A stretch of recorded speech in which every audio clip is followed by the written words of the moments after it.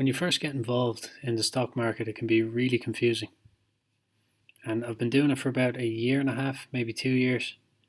But I don't know what possessed me to start. But I didn't have any background in it. It wasn't anything that I studied or that I was interested in before.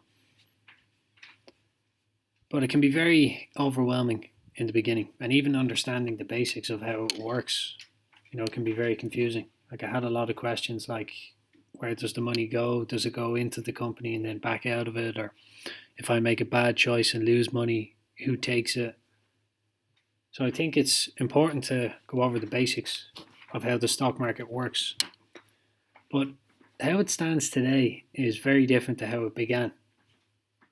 So the first ever publicly traded company was the Dutch East India Company. And that was in, I think, 1706. But that was the first, what's called an initial public offering, or an IPO.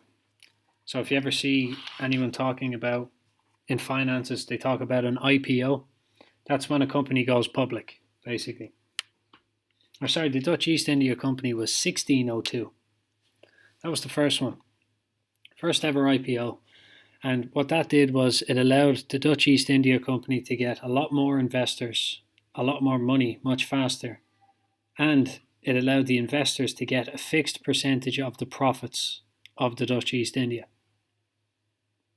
But as time went on and more companies got involved in this, they thought it was a good idea, started doing it themselves. More and more countries got involved. And now there's markets all over the world, loads of different markets. And because of all the different currencies, different stocks that are traded in different countries, I think in mine there's maybe 10 different markets, but depending on where you are and the currency that you're trading in, you'll be trading on a particular market. The stocks that you buy and sell will be on a particular market. So many different markets for many different countries. And when you physically buy any stock, what happens is how a stock is traded means that one person is willing to buy it and one person is willing to sell it. So you can put an order in to buy or sell and it might not immediately go through. That's quite normal. And what that means is that there's nobody that's willing to either buy the position that you're trying to sell, or nobody selling when you're trying to buy a position. So a company will have its IPO, or initial public offering, and the shareholders and the company itself will decide on how many shares are to be issued.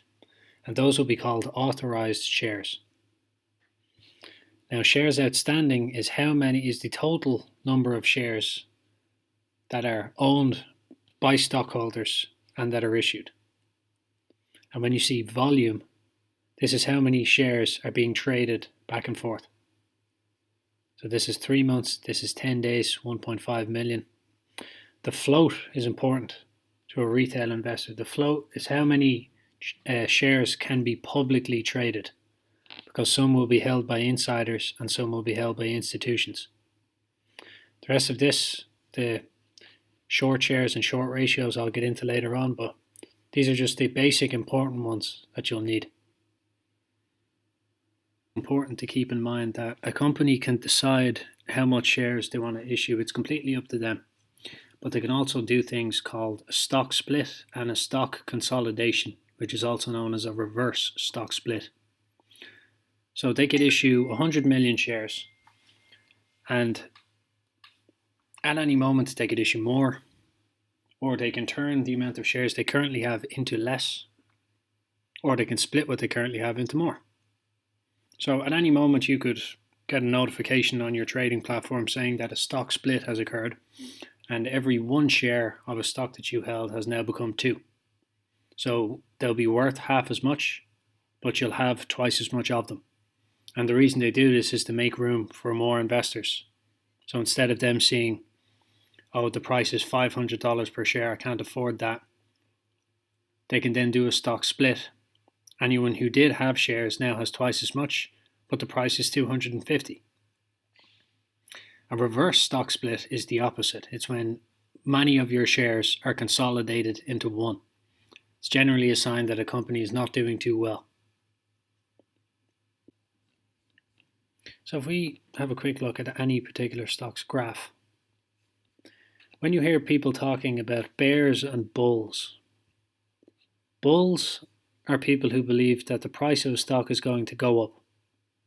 So if somebody says, I'm a bull on Amazon, they will have bought a position anywhere with the intention of the stock appreciating, going up in value. And how a stock goes up in value is more people are buying and holding than are selling. And it's as simple as that. It's supply and demand. A company will issue a certain amount of shares. They'll be traded back and forth in the public, and if more people are holding them and buying them, they become more rare and therefore become more valuable.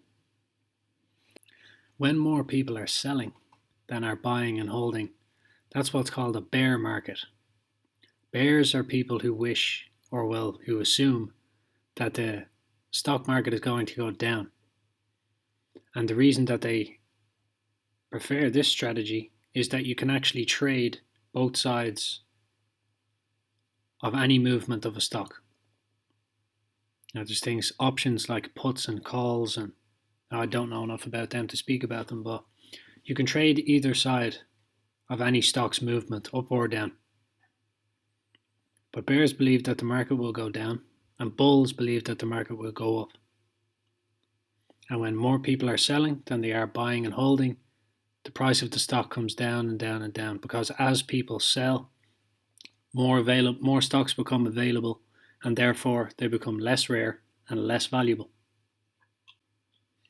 So if you're new to the stock market, I hope that this was helpful for you. There are probably a lot of people who have heard this before, but it can be very overwhelming in the beginning. And especially it's difficult to get started on something that you don't understand at all. So I'm going to start putting a few videos up about the absolute basics, because it hasn't been too long since I've learned them, so they're still quite fresh. And I think the longer that I stay in the markets, the more I'll gloss over a lot of terms and situations and things that I've seen before, and just assume that other people know what they are. But yeah, I'll start sticking up some of the basics. So if you're interested in that, feel free to subscribe, or if you want to follow my portfolio, it's about 530 dividend paying stocks. Or if you want individual 5-minute breakdowns of any of those stocks, feel free to subscribe and let me know what you think. But I hope that this was useful, and I hope that you stop by again soon.